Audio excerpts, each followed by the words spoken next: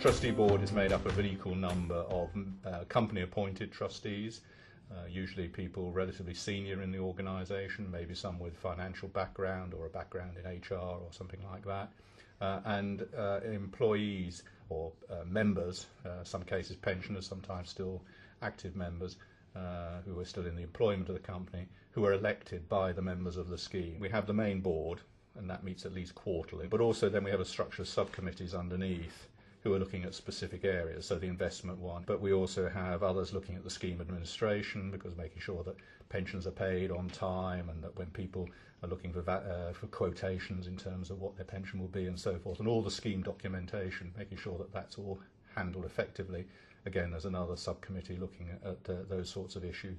We have a number of advisors who are there to make sure that we're running the scheme efficiently. Perhaps maybe the key one is the scheme actuary, and he's the one who is responsible on a 3-yearly cycle to value the scheme's assets with input obviously from the investment advisor, who is the second of our advisors, but also the scheme actuary is also looking at the liabilities and calculating how much we have to pay out in pensions and estimating how long people are going to live and so on and so forth. The investment advisors I've just touched on, they're the ones who help us in terms of where we put the money in order to get the right balance of risk and return. And the third one are the administrators, who make sure that pensions get paid, that the members of the scheme get the appropriate communications. We then have auditors who are there to check on obviously the annual accounts and to make sure that the financial activities of the scheme are being properly managed. And then finally, and not least, we have legal advisors who again are making sure that the scheme documentation and the agreements with our investment managers and so forth are all properly put in place, and that we're effectively applying the scheme rules in the way that we administer the scheme. It is quite a complex area that the trustees are responsible for, and that's why it's so vital to have good trustee board and an experienced trustee board. We have advisors clearly who are helping us with this in terms of working with us, and in the case of the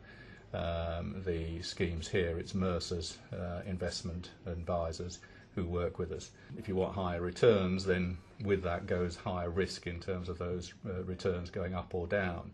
And so what we're trying all the time is to make sure that we're running a sensible level of risk in terms of the returns we're seeking,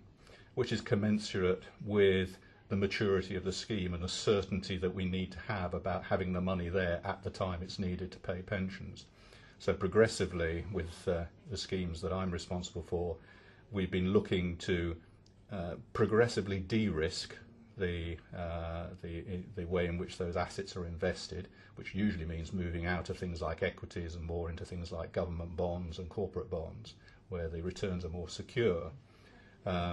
in order to make sure that as more and more people are drawing pensions out of the scheme, that the money can be there. The downside of that, of course, is that the returns that you can expect to get are also going to be lower. So that's where you get this tension between the trustees perhaps and the company in terms of what level of risk we're going to run on the scheme, given the fact that the only other way that the scheme can get money into it to make up any shortfall is to go back to the employer and ask for more money. These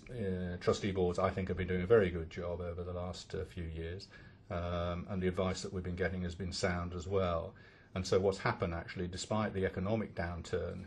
in fact our schemes are now better funded in 2013, which is when we're doing the current valuation, than they were 3 years ago in 2010,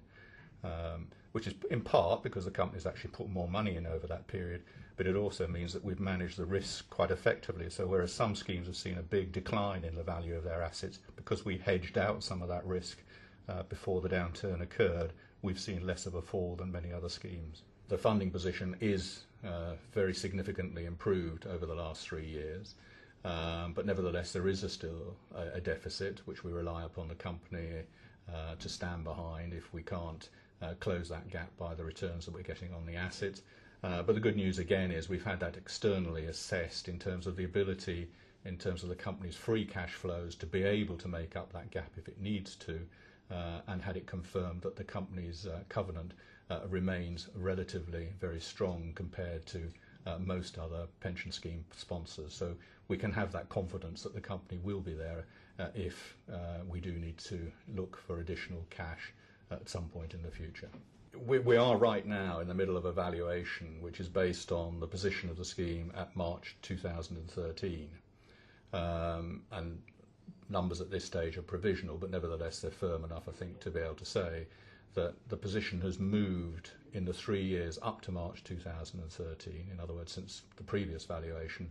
where we were funded at 79%. In other words, the assets represented 79% of the assessed value of the liabilities, to a position in March this year where the assets represent nearly 90% of the value of the liabilities that we have to pay. So a much improved position in terms of the gap that needs to be made up, but also a much improved position in terms of the level of risk that we're taking with the scheme. In other words, on both the asset side, we're predominantly now invested, 80% invested in bonds rather than in riskier assets like equities. And on the liabilities side, we have quite a lot of the risk has actually been hedged out in the market, so that we're much less exposed to movements in interest rates, for instance. So it's a much better position than it would have been had we not taken the actions that we did back in 2009, 2010 to address some of the perceived risks that were being run within the scheme. Whilst I hesitate to mention this, because it seems to me that often when companies win awards, it's sometimes indicative that they're about to take their eye off the ball. So the first thing I'll say is we're not intending to do that. But the good news is that the pension scheme did win 2 awards last year. It won the Large Pension Scheme Award from Professional Pensions, an external organisation that